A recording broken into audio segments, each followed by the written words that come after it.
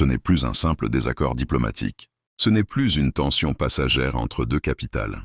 Ce qui oppose aujourd'hui le Maroc au régime iranien est plus profond, plus structurant, plus inquiétant.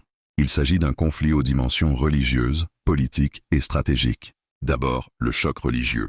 Le Maroc est historiquement attaché à l'islam sunnite malikite, un islam de modération, d'équilibre et d'unité spirituelle. Une référence religieuse stable qui constitue le socle de l'identité nationale. En face, le régime iranien repose sur le schisme duodécimain. Certaines de ces références doctrinales, comportant des critiques envers des figures majeures de l'histoire islamique, profondément respectées par les Marocains.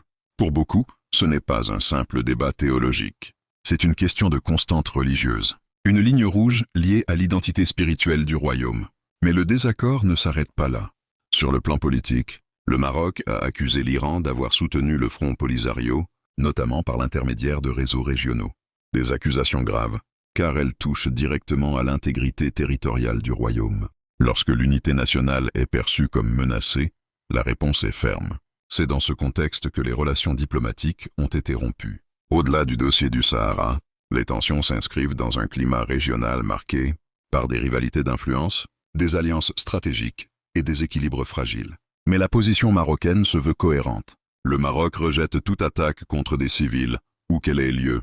Il refuse que des femmes et des enfants perdent le prix des conflits géopolitiques. Il distingue clairement entre le peuple iranien, envers lequel il n'exprime aucune hostilité, et un régime politique accusé d'ingérence et d'expansion d'influence. Dans le même esprit, les Marocains rejettent également toute agression contre le peuple palestinien et dénoncent les atteintes aux lieux saints à Jérusalem. Il ne s'agit pas d'un alignement automatique, ni d'un choix émotionnel. Il s'agit d'un principe. Refuser toute agression, défendre la souveraineté, protéger l'unité nationale, sans haine des peuples, sans double standard, sans faiblesse face aux menaces.